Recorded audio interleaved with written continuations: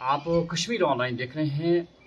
मामूल के मुताबिक हमारी कोशिश रहती है कि अगर यहाँ वादी कश्मीर में कोई शख्स ऐसा है जो सियासत करना चाहता है। सियासतदान तो वादी कश्मीर में बहुत सारे पैदा हुए, लेकिन सियासत कम ही लोग करना जानते हैं। असल में सियासत का मकसद क्या था? मकसद तो यही था कि लोगों की फलाह बहबूदी के लिए काम किया जाए। लेकिन आज कल के सियासतदान जो है ज़ाती मफाद के लिए सियासत करते हैं। हमारे साथ जमा साल शौकत अहमद भट्ट साहब, अबरार अहमद भट्ट साहब बैठे हैं। इनकी वाबस्तगी हम आपको बताते चले कि मुख्तलिफ सी है। मुख्तलिफ इस लिहाज से हमारे वादी कश्मीर में इस वक्त जो पंडित लोग हैं कम ही सियासत में नज़र आते हैं। अगर आप देखेंगे तो सिर्फ ज़्यादातर लोग हमें भारतीय जनता पार्टी में ही नज़र आएंगे। लेकिन एक ऐसे कदावर सियासतदान जिन्हें हमने आज तक देखा कि हमेशा उन्होंने ये कोशिश की कि वादी कश्मीर के लोग, चाहे वो किसी भी तबके से वाबस्ता हों, मुस्लिम हो, सिख कम्युनिटी से वाबस्ता हो या ईसाई हो, उनकी ये कोशिश रही हमेशा कि एकता यहाँ पे बनी रही। तो हमारे साथ स्टेट प्रेसिडेंट बैठे हैं, उन्हीं की पार्टी से ये वाबस्ता है। लोक जनशक्ति पार्टी है इनकी। तो अभी हम इनसे पहले एक सवाल ये करना चाहेंगे कि पहले इनका वेलकम करेंगे। ये सवाल है आपसे कि पंडित लोग यहाँ पे कम ही सरपरस्ती करते हैं। क्या चीज़ आपको सामने आई कि आपने उस शख्स से नाता जोड़ लिया जहाँ पे आपको शायद कुछ मुख्तलिफ सा लगा हो? क्या वजूहात है? देखिए, सबसे पहले जिस शख्सियत की आप बात करें, संजय सराफ साहब, जो एक पॉलिटिकल शख्सियत है, एक ग्रेट पर्सनालिटी है, पिछले 25 सालों से ग्राउंड ज़ीरो पे काम कर रहे हैं। तो खैर पूरी दुनिया किसी तारुफ के तो मोहताज नहीं है, पूरी दुनिया उनको जानती है। ऑलरेडी उनका काफ़ी सारा काम भी उन्होंने यहाँ पे किया है। उनने 96 में जो रेलवे यहाँ पे इंस्टॉल हो गया, पासवान साहब तब रेलवे के मिनिस्टर थे, वो वहाँ पे किया। और भी काफ़ी सारे प्रोजेक्ट्स थे जो उन्होंने काम किया। HMT में वो मसला भी एक था, वो सैलरी का उनका, वो भी उन्होंने हल करवाया। और लसीपोरा में एक स्टील प्लांट भी उन्होंने खोला था, फिर उमर साहब की सरकार ने तब वो इंस्टॉल नहीं होने दिया। तो काफ़ी सारा काम संजय सराफ ने किया है। पिछले 25 सालों से ग्राउंड ज़ीरो पे काम कर रहे हैं। हमने भी उन्हीं से सीखा है, क्योंकि मैं भी पिछले 7-8 साल से उसके साथ जुड़ा रहा हूँ। फिर जब मैं पार्टी में आया एज ए डिस्ट्रिक्ट प्रेसिडेंट की हैसियत से मैं आया। अभी अल्हम्दुलिल्लाह स्टेट का प्रेसिडेंट हूँ मैं JNK का। तो अभी भी हमारे पार्टी में आते हैं लोग जिनको कोई प्रॉब्लम होती है, ग्रीवेंस के रिलेटेड, एडमिनिस्ट्रेशन के रिलेटेड, पुलिस के रिलेटेड। तो सराफ साहब के पास आते हैं, मेरे पास आते हैं हेल्प करने के लिए। या हब्बाकदल कॉन्स्टिट्यूंसी थी जहाँ से उन्होंने इलेक्शन भी कंटेस्ट किया। खैर नताइज तो बाद में सामने आ गए, अब वहाँ तो जाएंगे नहीं हम। तो वहाँ के लोग अभी भी हमारे पास आते हैं। उनको जो भी काम होता है, चाहे जहाँ से भी डिस्ट्रिक्ट से लोग आते हैं। ऑलरेडी हमारे इस टाइम 10 डिस्ट्रिक्ट कंप्लीट है। 10 डिस्ट्रिक्ट्स में 10 डिस्ट्रिक्ट प्रेसिडेंट्स काम कर रहे हैं। उनकी प्रॉपर टीम है वहाँ पे। इंशाल्लाह हमारी ग्रीवेंस भी स्टार्ट होने वाली है कुछ दिनों में। और कल भी हमारी एक मीटिंग रहेगी, तो उसमें हम डिस्कस करेंगे जो फर्दर पॉइंट्स है, बेटरमेंट फॉर पीपल, आगे जाके इलेक्शन के लिए क्या करना है। अभी इलेक्शंस आ रहे हैं, उसके लिए भी तैयारी हमें करनी है, तो वो आगे जाके। तो रही बात सराफ साहब की, उसको तो खैर कोई किसी तारुफ के तो मोहताज नहीं है। पूरी दुनिया उनको देख रही है, पिछले 25 सालों से ज़मीन पे काम कर रहे हैं। तो एक अच्छे इंसान है, काफ़ी सारा टैलेंटेड है उनमें, मतलब पॉलिटिक्स का नो हाउ है उनको। मेरे गाइड भी रह चुके हैं, मेरे सरबराह भी है। अबरार साहब, जैसा कि पहले ही मैंने कहा कि अक्सर जो हमारे नौजवान हैं, या तो उनकी चाहत होती है कि सियासत में कूद पड़े और पैसा वसूल करे। अक्सर हमने देखा इस एतबार से सियासत नहीं करते हैं कि लोगों के फ़ायदे के लिए कुछ किया जाए।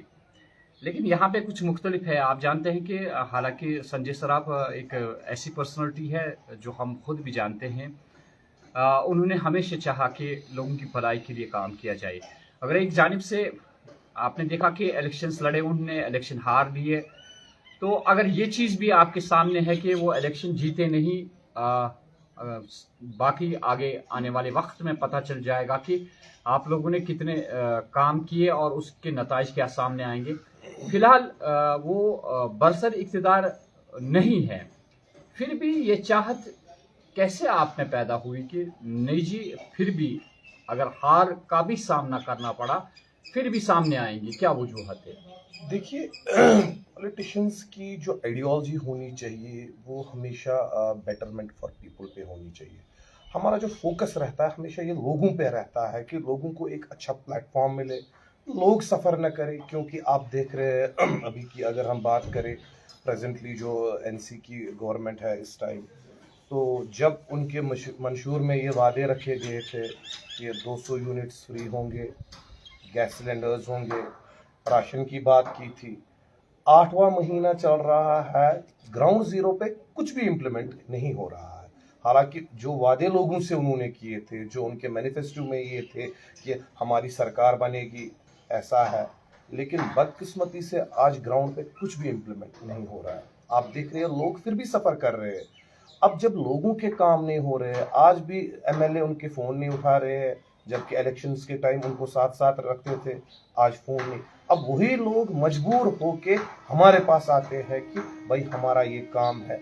जो प्रेजेंटली हमारा एमएलए है, हम उसके पास जाते हैं, वो बोलता है जी मेरे पास कोई पावर ही नहीं है। तो अब हम मजबूरन आ रहे हैं आपसे ये हेल्प मांगने, और हम ये काम करते हैं कि जो प्रेजेंटली गवर्नमेंट अभी नहीं कर पाती है वो काम हम करते हैं। एक मिसाल मैं आपको दूंगा। देखिए, जब यहाँ पे इलेक्ट्रिसिटी की बिल किसी को 1.5 लाख होती है, 2 लाख होती है, वो पे नहीं करता है, जब हम उसकी एमनेस्टी कम करवा सकते हैं, ये तो अभी पावर में है, ये क्यों नहीं करते हैं? ये मेरे को लगता है अगर किसी इंसान को गर्ज, ये आपके सवाल का जवाब दे रहा हूं मैं, अगर गर्ज होता है काम करने का, वो नहीं देखता है मेरा इक़्तिदार है या ना है, उसको काम करना है ग्राउंड पे, फिर आगे जाके उसकी बात एक्सेप्ट हो या ना हो, लेकिन कोशिश करनी है। अब जब मैंने, मेरा इक़्तिदार है, जब मैंने किसी के लिए कोशिश ही नहीं की तो मैं कैसे जाऊंगा? तो ये आपके सवाल का मैंने जवाब दिया। नाज़रीन, बुनियादी तौर पे जैसा कि हमने पहले ही कहा कि सियासतदानों की सियासत चलाना महदूद होती है, कुछ अगराज़ व मकासद होते हैं उनको, इसलिए यहाँ पे सियासत को तरजीह देते हैं। लेकिन अबरार साहब के ये अल्फाज मुनफरिद है कि अगर आपकी ये चाहत है कि महज इक़्तिदार हासिल करना नहीं है बल्कि लोगों के जो काम हैं वो करने जायज़ है। यहाँ पे एक सवाल खड़ा होता है कि आपने देखा कि पिछले दिनों से ज़ेर बहस मौजू है श्रीनगर का सदर अस्पताल। आपने देखा कि क्या सूरत हाल पेश आई, डॉक्टर साहिबान का रवैया क्या रहा, जहाँ पे लोगों को ये तवक्का होती है कि अल्लाह ताला के बाद डॉक्टर का एक बहुत बड़ा सहारा होता है, लेकिन वही डॉक्टर साहिबान उन्होंने मेन कैजुअल्टी बंद कर दी और उसके बाद अंदर एहतजाज करना शुरू कर दिया। लोग चिल्लाते हैं कि भाई हमारा इलाज करो, लेकिन एडमिनिस्ट्रेशन वहाँ की जीएमसी की, आप देखिए कि वहाँ पे वो उन डॉक्टर साहिबान को कंट्रोल नहीं कर सके और लोगों को मुश्किलात का सामना हो गया। लेकिन हमने देखा ज़मीनी सतह पे कोई सियासतदान इस पे बात नहीं कर रहा है। आपका फर्ज बनता था कि फौरी तौर जब आपने देखा कि लोगों के साथ ज्यादती हो रही है, क्यों नहीं आप लोग खुद, आपके आज कोई आपने नहीं ढूंढना है कि आपने किसी सहाफ़ी को बुलाना है जो आपसे बातचीत करे, उसके बाद आप कहेंगे, जैसे अब नौबत आ गई। तो आपके मोबाइल्स चलते हैं, एक्सेस है सभी की अपनी अपनी, तो क्यों आप लोग खामोश तमाशाई आज बने रहे? वजह? सही बात है आपकी। देखिए, जब परसों ये इंसिडेंस हुआ, तो जब ये वीडियो वायरल हो गया, सोशल मीडिया पे काफ़ी वायरल हो गया, मैंने भी देख लिया, तो पहले जांच मैंने की कि अचानक से ये हुआ क्या, क्योंकि जब हकीकत जब तक मेरे पास नहीं आती तब तक हम इसमें कुछ नहीं कर सकते। हाँ, उसके बाद हमने डायरेक्टर से भी कॉल की। डायरेक्टर साहब ने हमें जो ये डायरेक्टर है जहांगीर साहब, उन्होंने बोला जी हम इसमें कार्रवाई कर रहे हैं। तो ठीक है, हमने बोला चलो जी करें।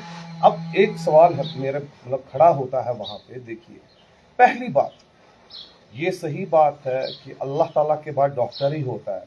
जब पेशेंट टूट गया होता है, वो हॉस्पिटल में आता है ये उम्मीद लगा के कि शायद ये बेचारा वहाँ से ठीक हो जाएगा, लेकिन बदकिस्मती से फिर जब डेड बॉडी निकलती है, जिंदगी और मौत अल्लाह के हाथ में है, उसमें हम नहीं बोल रहे, लेकिन अब कोशिश है, इंसान की कोशिश है। पहली बात, जो डॉक्टर्स ने प्रोटेस्ट किया ये बहुत गलत है। क्या ये उनके बाप की जागीर थी हॉस्पिटल वहां पे प्रोटेस्ट करना था डीसी ऑफिस में आ जाते, डीसी ऑफिस लाल चौक में प्रोटेस्ट करवाते। और अगर किसी बंदे ने गलती की तो उसके लिए कानून है, अगर उन्होंने एफआईआर लॉन्च किया तो कानून करेगा।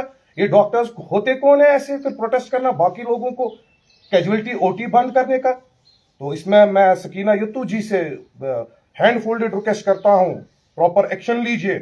ये बाज़ाब्ता इन डॉक्टर्स को सैलरी है, ये किसी पे एहसान नहीं करेंगे, इनकी सैलरी है 2-2 लाख 2.5 लाख रुपए।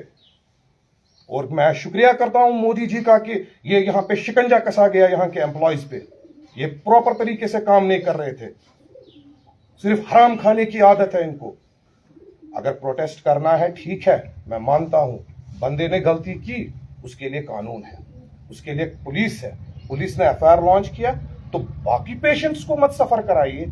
अगर एक ने गलती की है तो खमियाजा और 2 क्यों भुगतेंगे? तो ये कौन सा कानून है? और हॉस्पिटल में क्या ये बाप की जागीर थी या हॉस्पिटल उनका? जाके प्रोटेस्ट करना था, लाल चौक में आते, डीसी ऑफिस जाते। इसकी हम कड़ी लफ्जों में मजम्मत करते हैं और मैं सकीना यत्तू जी से रिक्वेस्ट करता हूं कि इस पे एक्शन लीजिए। उनका एक बहुत अच्छा फैसला आया कल कि नहीं, जो सीनियर डॉक्टर है अब उनको भी ड्यूटी पे रहना चाहिए, ये जूनियर डॉक्टर्स नहीं चलेंगे। अल्लाह ताला बचाए किसी को कुछ सीवियर प्रॉब्लम हो जाएगी, जब वो 2-2 लाख रुपए तनख्वाह लेते हैं तो क्यों घर में बैठेंगे, लोगों को क्यों सफर कराएंगे? अगर गलती है, उस बंदे ने थप्पड़ मारा है, उसके खिलाफ उसको एक्शन लेंगे, एफआईआर दीजिए, जेल में डाल दीजिए, पुलिस कार्रवाई करेगा, उसके लिए कोर्ट है। लेकिन आप खुद ही डिसीजन मेकर नहीं बनिए, आप प्रोटेस्ट कर रहे हो क्योंकि ये और बाकी लोग सफर कर रहे हैं। ओटी बंद करना, कैजुअलिटी बंद करना, ये कौन सा तरीका है? मैं इसमें गवर्नमेंट से रिक्वेस्ट करता हूं कि इस पर स्ट्रिक्टली एक्शन ले लीजिए। हाँ, जो बंदा है जिसने किया है उस पर भी स्ट्रिक्टली एक्शन ले लीजिए। फिर अगर उसने गलती की, उससे बड़ी गलती फिर इन्होंने की। नाज़रीन, जिस तरह एक सहाफ़ी की ज़रूरत है, वक्त की ज़रूरत है कि अगर आप कहीं पे देख रहे हैं कि ज़्यादतियाँ हो रही है, एक सहाफ़ी का ये फ़र्ज़ बनता है कि फौरी तौर उससे यहाँ की एडमिनिस्ट्रेशन है उस तक पहुँचाने की कोशिश की जाए, क्योंकि अल्लाह ताला के सामने हम भी जवाबदेह है कि कल हमसे भी पूछा जाएगा कि अगर यहाँ कहीं पे ज़्यादती हो रही थी तो आपने इसके लिए क्या किया। ये मसला जो है तोल पकड़ गया एसएमएस हॉस्पिटल का। हमारे डॉक्टर साहिबान जो है, हमें मालूम है कि उनके जहन में इस वक्त एक ही बात गूंज रही है कि सहाफ़ियों ने हमें लगातार टारगेट बनाना क्यों शुरू कर दिया। वंस फॉर ऑल हम इस मसले को हल करना चाहते हैं कि कहीं दोबारा इस किस्म की हरकत सरजद ना हो, ये हमारी चाहत है। कल भी और परसों भी आपने देखा लगातार इस पे मैं चर्चा कर रहा हूं और मेरा फर्ज बनता है कि मैं चर्चा इस पे करूं। जो डिसीजन लिए गए सरकार की जानिब से काबिल तारीफ है। एक बात सिर्फ बाकी है जहां पे लोगों की डिमांड है कि जो एडमिनिस्ट्रेशन है जीएमसी की, उसको तब्दील किया जाए, क्योंकि अगर किसी एडमिनिस्ट्रेशन को यहाँ सरकार खड़ा करती है वो इसलिए खड़ा किया जाता है कि जो भी मामलात है उन मामलात के साथ फौरी तौर निपटा जाए। अगर उस वक्त ये माहौल वहाँ पे पैदा हुआ तो वहाँ की एडमिनिस्ट्रेशन जो है जीएमसी की, वो इन हालात से मुकाबला नहीं कर पाई, तो जाहिर हो गया कि ये एडमिनिस्ट्रेशन जो है काबिल नहीं है। और अफसोस की बात मैं आज दोबारा कहता हूँ कि जो वहाँ पे प्रेस कॉन्फ्रेंस पिछली बार दी गई उसमें ये बताया गया कि ये सब झूठ है, मामूल के मुताबिक काम चल रहा था और लोग जो चिल्ला रहे थे उस वीडियो को गलत और फेक करार दिया गया। ये हसरत की बात है। बहरहाल हम तवक्का करते हैं कि फौरी तौर इस बारे में भी डिसीजन आएगा कि जो वहाँ की एडमिनिस्ट्रेशन है उससे फौरी तौर हटा लिया जाए। अभी बात हमारी पॉलिटिशियन से हो रही है। यहाँ पे इन्होंने भी समझा कि वाकई तौर ये गलत कार्रवाई की वहाँ पे डॉक्टर्स ने और उनके खिलाफ कानूनी कार्रवाई की जानी चाहिए।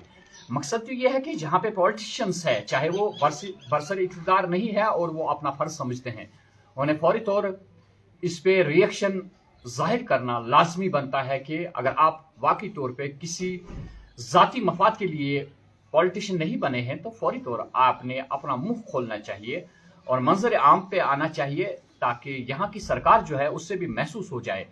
जब सभी अतराफ व अकनाफ से प्रेशर आया कि नहीं जी गलत हो गया सदर अस्पताल में, तो फौरी तौर यहाँ की सरकार भी एक्शन में आ गई। इसका मतलब यह है कि उनने भी महसूस किया कि लोगों के साथ ज्यादती हो रही है। यही मकसद है आज के पॉलिटिशियन का होना चाहिए। अबरार साहब जाती तौर पे हमने इनके साथ पहले भी एक प्रोग्राम किया था और हमें उम्मीद की किरण तभी नजर आई कि अबरार साहब जो है हमेशा, हालांकि अल्हम्दुलिल्लाह ये अपना कारोबार करते हैं, इन्हें किसी चीज़ की ज़रूरत नहीं है, पैसों की ज़रूरत नहीं है, अलबत्ता जो शौक़ है दिल में कि लोगों की खिदमत की जाए, वो अगर आपने सीखना है तो अबरार साहब से सीखिए बिना किसी लालच के। अगर ये कूद पड़े हैं, अगर आप पॉलिटिशियन बनना चाहते हैं तो यही सोचकर आप पॉलिटिशियन बन जाइए, इसमें कोई खराबी नहीं है। बाकी अगर आपको जाती मफाद है तो आप ये समझ लीजिए कि आप अपनी जिंदगी का असल वक्त जो है वो ज़ाया कर रहे हैं और लोगों की निगाहों में आप हमेशा गिरते जाएंगे अगर आपने अपने मफाद के लिए यहाँ पे पॉलिटिक्स जो है वो चलाना शुरू कर दिया। अबरार साहब, हमने देखा कि हबकदल कॉन्स्टिट्यूंसी जो है संजय सराफ हमेशा, वहाँ के लोग जो है कौन नहीं जानता उनको, इसमें कोई शक नहीं है। जब भी हम हबकदल जाते हैं तो हमेशा हमने देखा कि बड़ा ही रेस्पेक्ट मिलता है संजय सराफ को, या कभी आप लोग भी जाते हैं तो ये इसमें शक नहीं है। तो फाइनली जो कुछ इलेक्शंस होने वाले हैं, इसके बाद क्या पॉलिसी रहेगी आपकी कि आप भी थोड़ा सा आगे बढ़ें और लोग आपके साथ जुड़े रहे। अगर आपका मकसद सही है, आपके मकसद के लिए अगर लोग आपसे जुड़े रहेंगे तो अच्छी बात है। ये ज़रूरी नहीं है कि कुछ पॉलिटिकल पार्टीज़ है जिनमें नॉमिनेटेड शख्सियात काम करती है या पिछले बरसों से यहाँ पे बरसर इक़्तिदार है, ये ज़रूरी नहीं है। चेंज भी होना चाहिए कुछ। तो इस चेंज के लिए क्या इक़दाम रहेंगे आप? देखिए, हम इसमें जो इलेक्शंस आने वाले हैं, इसमें सरपंच इलेक्शंस होंगे, कॉर्पोरेट इलेक्शंस होंगे, तो इसमें हम तैयारी कर रहे हैं। तकरीबन 15-20 कैंडिडेट्स हैं हमारे जो डिफरेंट डिस्ट्रिक्ट से कंटेस्ट करेंगे।